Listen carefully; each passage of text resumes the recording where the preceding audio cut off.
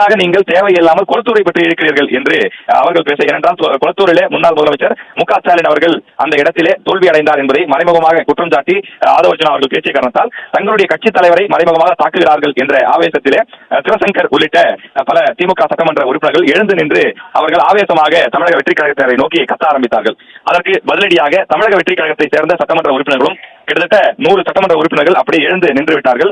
எழுந்து நின்று அவர்களும் பதிலுக்கு ஆவேசமாக கத்த, பதிலுக்கு பதில் திமுக தமிழக வெற்றி கழகம் இருவரும் ஒருமையில் மாறி மாறி திட்டிக் கொள்ளக்கூடிய வகையில் என்பது போல அவர்கள் பேசிக் கொண்டிருந்தார்கள். கச்சத்தீவை விட்டுக் கொடுத்தவர்களெல்லாம் இங்கே பேசலாமா, தமிழ்நாட்டின் உரிமையை விட்டுக் கொடுத்தீர்களே என்றெல்லாம் பேச மாறி மாறி அவையிலே கடும் கூச்சல் கடும் அமளி ஏற்பட்டது. அதன் பிறகு சபாநாயகர் தலையிட்டு 2 தரப்பையும் அமைதிப்படுத்தினார். பிறகு பள்ளிக்கல்வித்துறை அமைச்சர் பேசி அந்த சர்ச்சையை அந்த பிரச்சனையை ஒரு முடிவுக்கு கொண்டு வந்தார். இங்கே நீங்கள் பேசினால் நாங்களும் பேசுவோம், நீங்கள் எந்த மொழியில பேசுகிறீர்களோ அதே மொழியில் எங்களுக்கும் பேச தெரியும், ஆனால் நாங்கள் பேச வேண்டாம் என்பதற்காக அவையின் மரபு கருதியும் நாகரிகம் கருதியும் நாங்கள் அமைதி காக்கிறோம். களம் 8ல திமுகவை போட்டு பொழந்துட்டு இருக்காங்க. அவ்வளவுதான், நம்மள முடிச்சு விட்டீங்க போ.